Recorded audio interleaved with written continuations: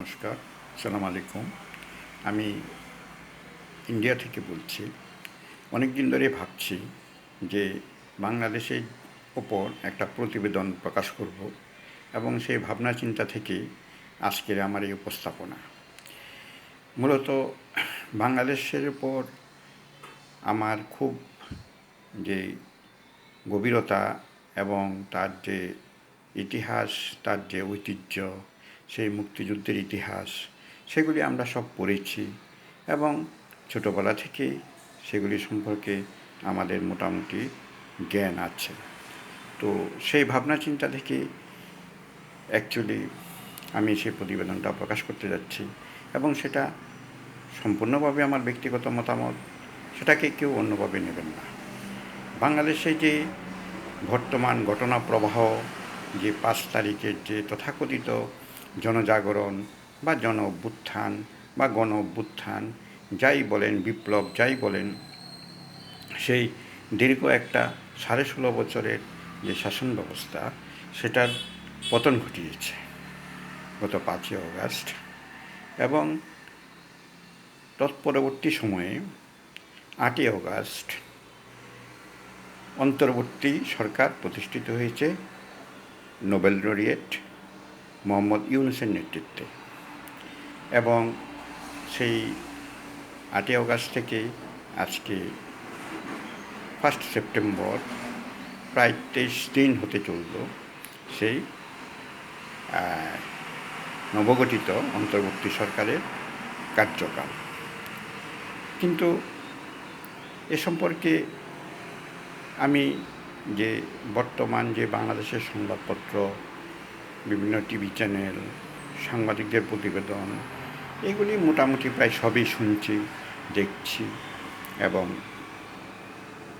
সেটা বিশ্লেষণ করার প্রয়োজন বোধ করছি। মূলত যদি আপনারা বলেন, তর্কের খাতিরে ধরে নিলাম যে 16.5 বছর বাংলাদেশে যে শেখ হাসিনার সরকার, আওয়ামী লীগের সরকার, সেটা স্বৈরাচারী শাসন এবং অনেক অত্যাচার নিপীড়নের যে ঘটনা আপনারা তুলে ধরেছেন, সেটার যে পট পরিবর্তনের পর যে অন্তর্বর্তী সরকার প্রতিষ্ঠিত হয়েছে, তার উপর কি আপনারা কোনো বিশ্লেষণ করছেন কি?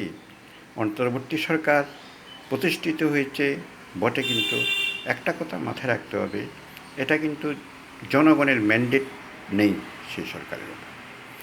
অন্যভাবে বলতে গেলে জনগণের ম্যান্ডেট আছে, সেটা কোনো স্বীকৃত ম্যান্ডেট না। যেমন সেটা জনগণের দ্বারা নির্বাচিত কোনো সরকার নয়।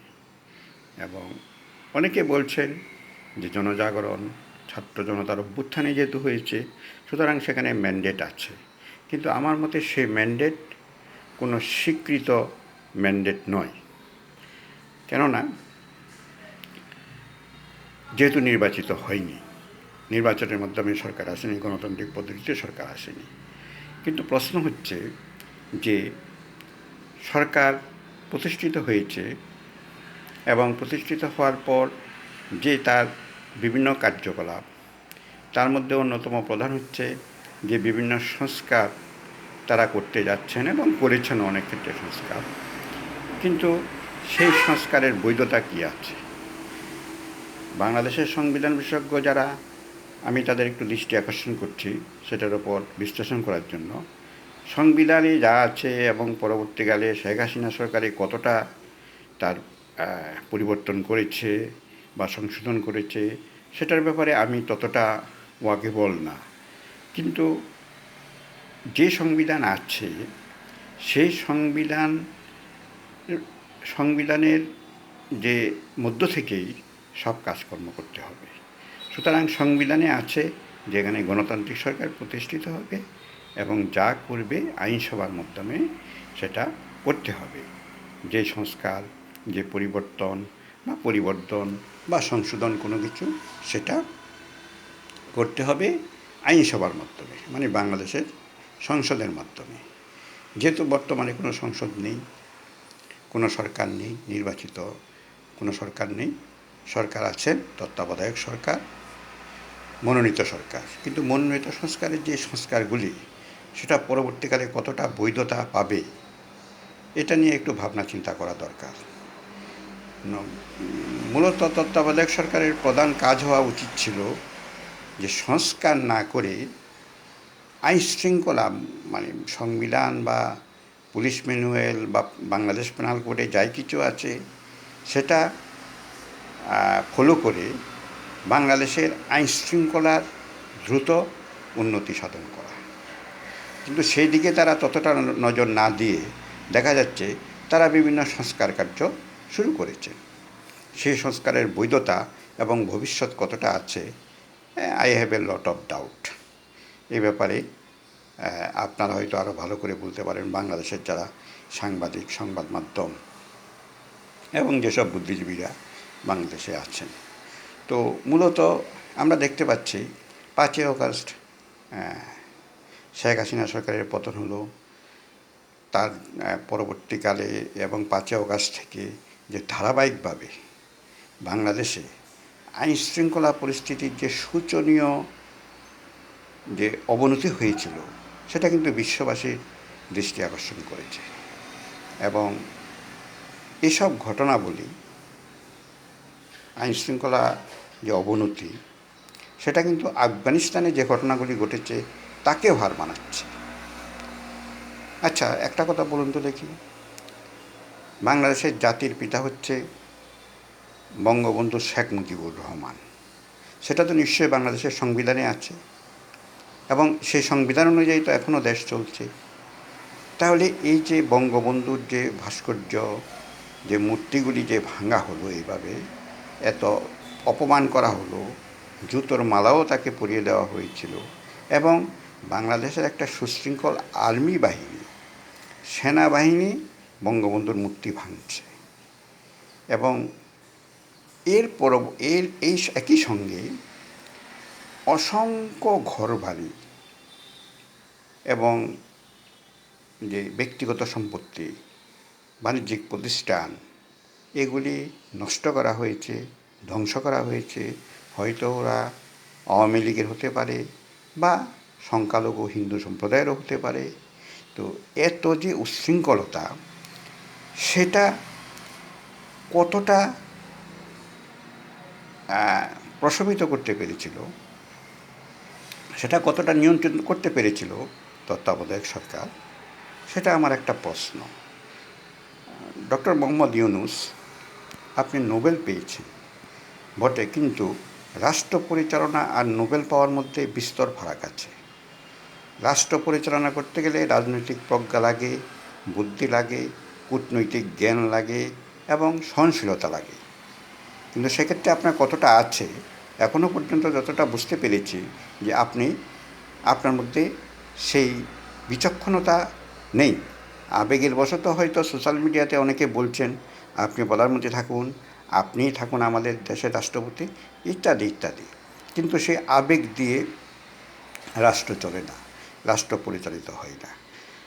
আপনারা বলছেন যে 15 বছর শেখ হাসিনার স্বৈরাচারী সরকার তার যে দমন পীড়ন নিষ্পেষণ চালিয়েছিল, এটার বিরুদ্ধে গণ অভ্যুত্থান হয়েছে। আমি তর্কের খাতিরে ধরে নিলাম শেখ হাসিনা সরকার স্বৈরাচারী ছিল, ফ্যাসিস্ট ছিল, দমন পীড়ন চালিয়েছিল, জনগণকে অত্যাচার করেছিল, তথাকথিত আয়নাগরের কথাও শোনা যাচ্ছে, ইত্যাদি ইত্যাদি।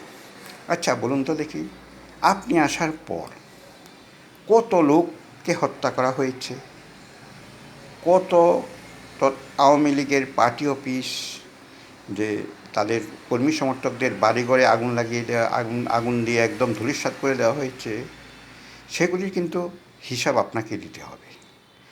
দায়িত্ব গ্রহণ করা সোজা, কিন্তু দায়িত্ব পালন করা অনেক কঠিন, অনেক কঠিন। আচ্ছা বলুন তো দেখি, আমি দেখেছি গতকালকে, মানে 31শে আগস্ট, তিনি বিভিন্ন রাজনৈতিক দলগুলির সঙ্গে সংলাপ শুরু করেছেন, ডায়ালগ শুরু করেছেন, এবং এর অঙ্গ হিসাবে গতকাল বলে খুব সম্ভবত দীর্ঘক্ষণ বিভিন্ন রাজনৈতিক দলগুলির সঙ্গে আপনি আলাপ আলোচনা করেছেন বাংলাদেশের চলমান ঘটনাপ্রবাহ এবং আগামী কীভাবে গণতান্ত্রিক পদ্ধতিতে নির্বাচনের মাধ্যমে তত্ত্বাবধায়ক সরকারের কার্যকাল শেষ করা, ইত্যাদি ইত্যাদি। কিন্তু আমার প্রশ্ন হচ্ছে, বাংলাদেশের যে নির্বাচন কমিশন, সেই নির্বাচন কমিশনের স্বীকৃত রাজনৈতিক দল কটা আছে? এবং এর মধ্যে প্রধান স্বীকৃত রাজনৈতিক দল আমি যতটা জানি সেটা হচ্ছে আওয়ামী লীগ, বিএনপি এবং জামাতে ইসলাম, জাতীয় পার্টি, আরও অনেক ছোটো ছোটো রাজনৈতিক দলগুলি। আপনার তো প্রয়োজন ছিল যে আওয়ামী লীগ যেহেতু নির্বাচন কমিশনের স্বীকৃত একটা রাজনৈতিক দল, পাবলিক ডোমেইনে তাদের আপনি ইনভাইট করা প্রয়োজন ছিল সে আলোচনাতে। ওরা আসুক না আসুক, শেখ হাসিনা আসুক বা যেই আসুক, আসতে পারত। তাহলে এখানে দেখা যাচ্ছে যে আপনারাও তো সেই একই দোষে দুষ্ট। শেখ হাসিনা যদি স্বৈরাচারী হয়, আপনারা তো অন্য কায়দায় স্বৈরাচার কায়েম করছেন। সেই গণতান্ত্রিক পরিবেশ তো ফিরিয়ে আনার চেষ্টা হচ্ছে না। আর আওয়ামী লীগকে বাদ দিয়ে কীভাবে আপনি আগামী নির্বাচনে যাবেন বা রাজনৈতিক দলগুলি কীভাবে তাদের কর্মকাণ্ড শুরু করবে, সেটা তো একটা বিশাল প্রশ্নচিহ্নের মধ্যে দাঁড়িয়ে আছে। এবং আওয়ামী লীগ ছাড়া বাংলাদেশে রাজনৈতিক যে আন্দোলন বা যে গণতান্ত্রিক যে আলাপ আলোচনা এবং নির্বাচন, সেগুলি কিভাবে কল্পনা করা যায়? কল্পনা করা যায় কি? শেখ হাসিনা ব্যক্তিগতভাবে স্বৈরাচারী হতে পারে, আমি তর্কের খাতিরে মেনে নিলাম, কিন্তু আওয়ামী লীগের তো শত সহস্র কর্মী সমর্থক আছেন, নেতা আছেন যারা সৎ এবং যারা মানবিক, গণতন্ত্রপ্রিয়। আপনার তো দরকার ছিল সেই দলকেও আমন্ত্রণ জানানো যে রাজনৈতিক সংলাপে।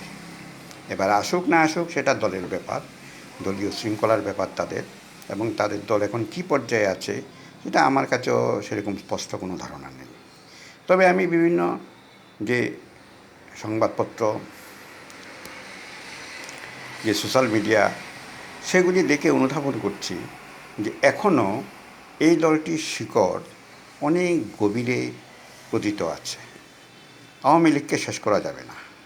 আর আপনি যদি মনে করেন আওয়ামী লীগ ছাড়াই আপনি আগামী বাংলাদেশের যে রাজনৈতিক ভবিষ্যতের কথা চিন্তা করবেন, তাহলে আপনি মূর্খের স্বর্গে বাস করছেন। আপনার রাজনৈতিক প্রজ্ঞা থাকা দরকার ছিল যে শেখ হাসিনা স্বৈরাচারী কাজ করেছে, যে আপনি অন্য কায়দায় স্বৈরাচারী কাজ করছেন এবং অনবরত সেই কাজকে প্রশ্রয় দিচ্ছেন, সেটার জবাব কিন্তু আপনাকে দিতে হবে। আচ্ছা বলুন তো দেখি, এই যে যাদের বিরুদ্ধে অভিযোগ করা হয়েছে, বিভিন্ন নেতা, মন্ত্রী, আমলা, তাদেরকে যেভাবে কোর্টে উপস্থাপন করা হয়েছে, উপস্থাপন করা হচ্ছে, এবং সেখানে পুলিশ প্রহরায় তাদেরকে কোর্টে নিয়ে যাওয়া হচ্ছে, এবং এই পুলিশ বেষ্টনীর মধ্যেই তাদেরকে প্রচণ্ড মারধর করা হচ্ছে, সেটা তো দায়টা আপনার সরকারকে নিতে হবে। আপনি দায়িত্বে বসেছেন, আইন শৃঙ্খলা আগে আপনার নিয়ন্ত্রণ করা সবচেয়ে দরকার ছিল, কিন্তু আপনি সেটার মধ্যে না গিয়ে আপনি অনবরত মিথ্যা কথা বলে যাচ্ছেন এবং ভারতের বিরুদ্ধে বিষোদ্গার করছেন। একটা কথা মনে রাখবেন, ভারত বাংলাদেশ দুটি বন্ধু রাষ্ট্র এবং একই কালচার, একই সভ্যতা, একই ধরনের যে তার ইতিহাস, যে ব্রিটিশ শাসনের ইতিহাস, সবাই ভুক্তভোগী। হ্যাঁ, একসময় ভারত বাংলাদেশ তো একই রাষ্ট্র ছিল। তাছাড়া বাংলাদেশের 3 দিকে ভারত দ্বারা পরিবেষ্টিত, এবং মনে রাখতে হবে ভারত একটা বৃহৎ শক্তি, এবং ভারতের সঙ্গে বাংলাদেশের যে বিভিন্ন চুক্তি হয়েছিল বিভিন্ন সময়ে, সেই বিএনপির আমলে বলুন, আওয়ামী লীগ সরকারের আমলে বলুন, যে চুক্তিগুলি বন্ধুত্বপূর্ণ চুক্তি হয়েছে এবং এতে দুই দেশের স্বার্থ সংশ্লিষ্ট বিষয়গুলি এখানে শর্তে অন্তর্ভুক্ত হয়েছে। আপনারা বলছেন ভারতকে বিদ্যুৎ দেবেন না, ভারতকে ইলিশ মাছ দেবেন না, ভারতকে গ্যাস দেবেন না। তাহলে বলুন তো দেখি, যে যদি এগুলি না দেন আপনারা, তাহলে কি হবে? সবচেয়ে ক্ষতি হবে তো বাংলাদেশেরই ক্ষতি হবে। বৈদেশিক মুদ্রা কীভাবে আসবে? এবং বৈদেশিক মুদ্রা না আসলে বাংলাদেশের যে টাকা, সেটার মান তো পড়ে যাবে। এগুলি ভাবার বিষয়। আপনি যদি ইলিশ মাছ সেই নিয়ম মতো না দেন, আপনি যদি রপ্তানি না করেন, তাহলে সেক্ষেত্রে ইলিশ মাছ চূড়াপথে আসবে।